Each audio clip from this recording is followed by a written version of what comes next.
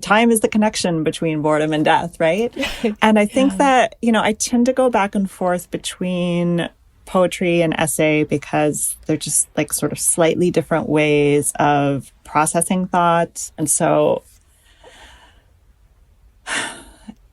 I think a lot about, I know you mentioned slowness and urgency. I think about what way my mind is using time when I'm writing a poem versus writing an essay. And I definitely want an idea to kind of stand alone, to be able to sit in isolation more in a poem. And I think especially with the way these poems look on the page, it's like kind of a prose line and then a gap. Like I kind of want you to sit with it and question its truth value in a totally different way than you would if it was in an essay. Because I can say something in a poem that I don't believe. This is one of the reasons that I continue to write poetry.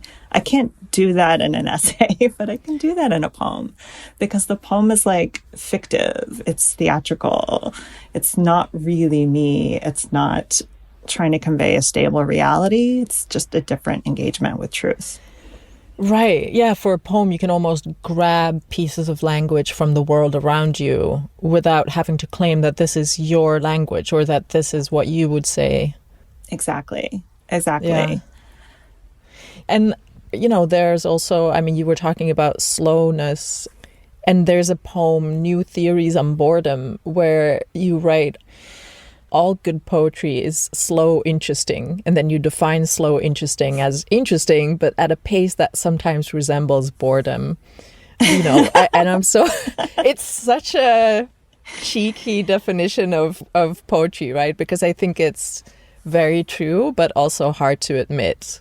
Right. Well, that poetry is sometimes, sometimes it's boring to read poetry, even very good poetry, because our minds are just in such a hurry that you're like, oh, come on, give me the juice already. Why do I have to juice it myself, Right. Yes. I think poetry has this effect where like you just have to pay so much more attention than when you're reading prose. There's a certain amount of discomfort and frustration in it that people who don't read poetry a lot, they feel that and they get like, they're over it.